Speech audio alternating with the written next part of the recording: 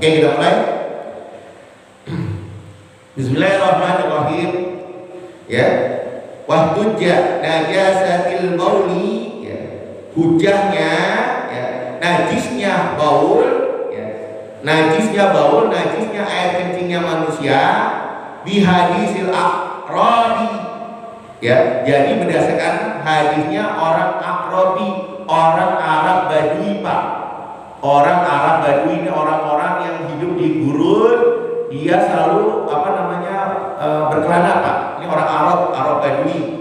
Alladzi bala fil masjid, yang dia baul, yang dia mengencingi masjid. Ya, mengencingi masjid. Jadi masjidnya dikencingin sama dia nih, Pak, sama orang Arab, Pak. Badui, ya Pak. Tapi bila perhatikan, ini bukan seperti sekarang. Dulu masih pasir, Pak.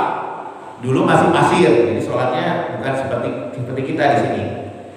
Hai su'amala Rasulullah bisorbil danub, ya. Jadi Rasulullah memerintahkan untuk apa, Pak? Menyiramkan seember ma'in alaihi, seember air atasnya, atas tempat yang dikencingi oleh Arab Badui, ya. Fasubba, maka siramlah tempat yang terkena air kencing tersebut. Maka disiram, Pak, oleh sahabat. Tadinya mau diusir, Pak, diusir oleh para sahabat, ya. Tetapi Rasul melarangnya. Kenapa? Kalau lagi kencing diusir, apa yang terjadi, Pak? Kencingnya kemana, Pak? Kemana-mana. Makanya biarin, kata Rasul, tuntaskan dulu kencingnya, ya.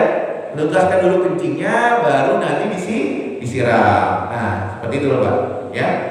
Qala Nawawi, berkata Imam Nawawi, wa fi isbatun najasatin baulil adami. Nah, ini kata Imam Nawawi, inilah sebagai penetapan tentang najisnya baulnya manusia, air kencingnya manusia.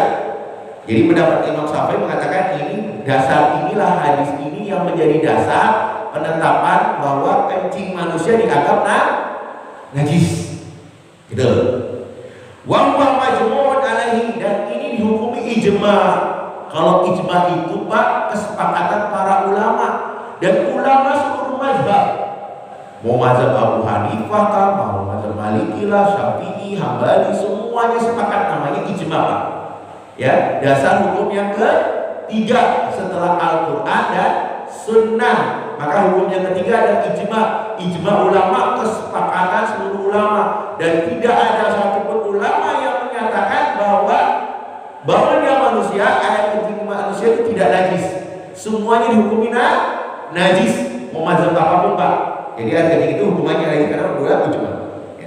Wala farqa baina bauli shaghir wal kabir bi ijma, dan tidak ada perbedaan antara kencingnya anak kecil dan kencingnya orang dewasa, itu berdasarkan ijma, kesepakatan para ulama, ya.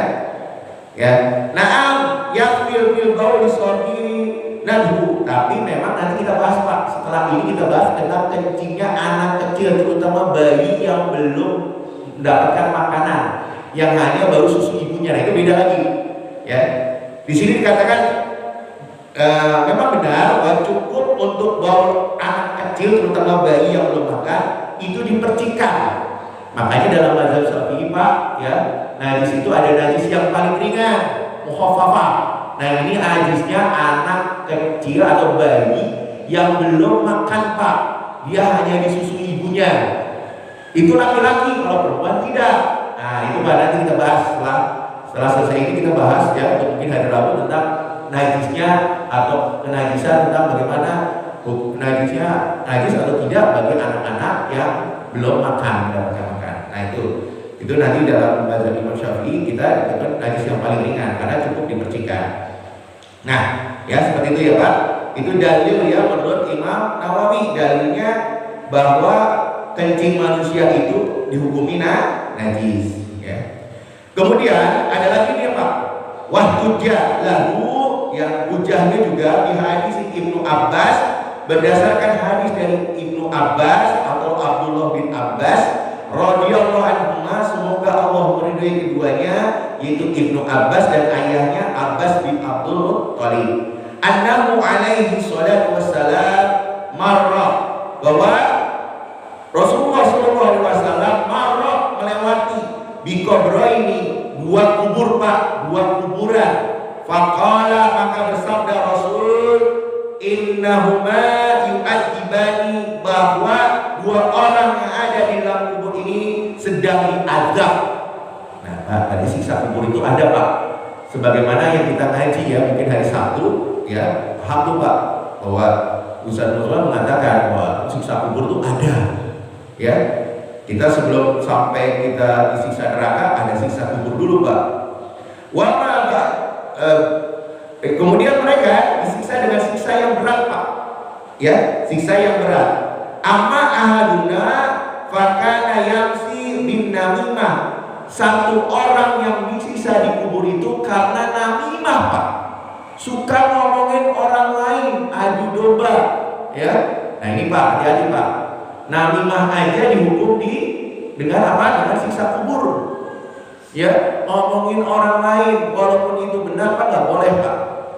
Makanya hindari kita banyak berbicara dalam sebuah pertemuan atau ngumpul-ngumpul. Itu lebih baik kita sholawatan atau kita zikir ya Pak, baca Quran, ketimbang kita ngobrol yang akhirnya kita buka aib orang lain Pak.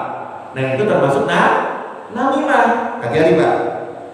Wa amal amaru, dan yang lainnya satu orang lagi, fakana la yustabru minal bauli, yang dia